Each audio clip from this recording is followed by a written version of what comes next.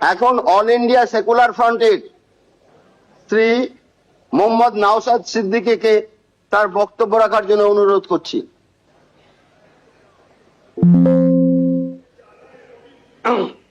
ধন্যবাদ speaker sir. আপনাকে all India secular front পার্টির পক্ষ থেকে স্বাগত জানাচ্ছি স্পিকার নির্বাচিত হওয়ার জন্য। আমরা আশা করব আগামী 5 বছর আপনার নেতৃত্বে এই অগাস্ট হাউস তার গরিমাকে বহন করে চলবে এবং সাথে সাথে আমরা যারা বিরোধী আছি তাদের সর্বোৎকৃষ্ট জায়গা মতামতের জায়গা হচ্ছে এই অগাস্ট হাউস।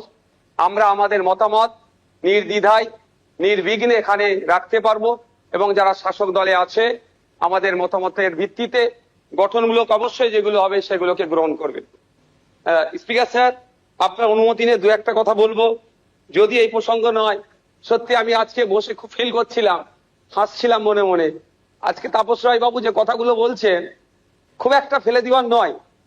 আমি আমি আমি আমি বলবো, আমি 2021 সালে নির্বাচন হওয়ার পরে 6টা মাস এমন দিন পার করেছি, আমার মনে হচ্ছিল যে আমি ইস্তফা দিয়ে দিই, অন্তত আমার ছেলেগুলোর উপর অত্যাচার যদি বন্ধ হয়।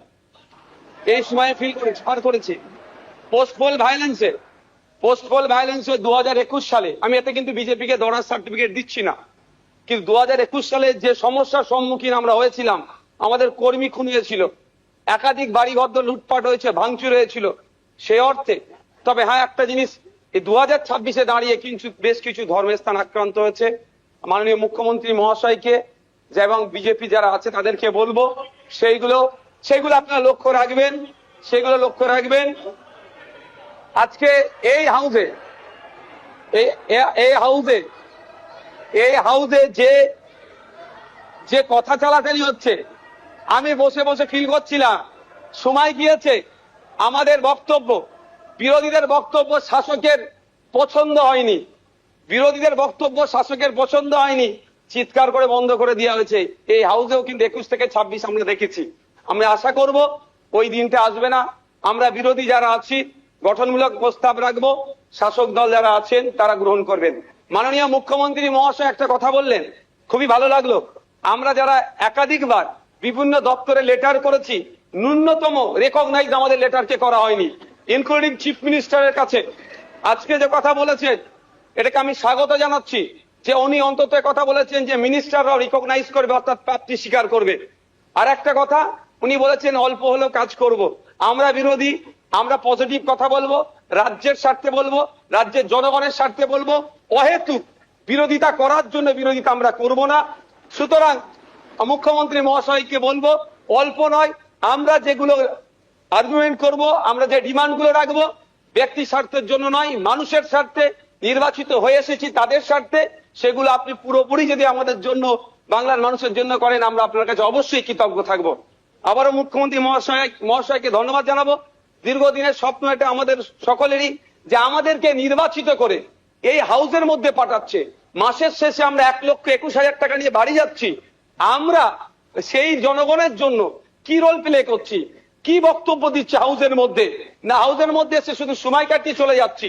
যে আপনি লাইভ স্ট্রিমিং এর যে কথা বলেছেন, এটাও আমি আপনাকে কৃতজ্ঞতা জানাচ্ছি, স্বাগত জানাচ্ছি। এটা হওয়াটা খুবই দরকার ছিল।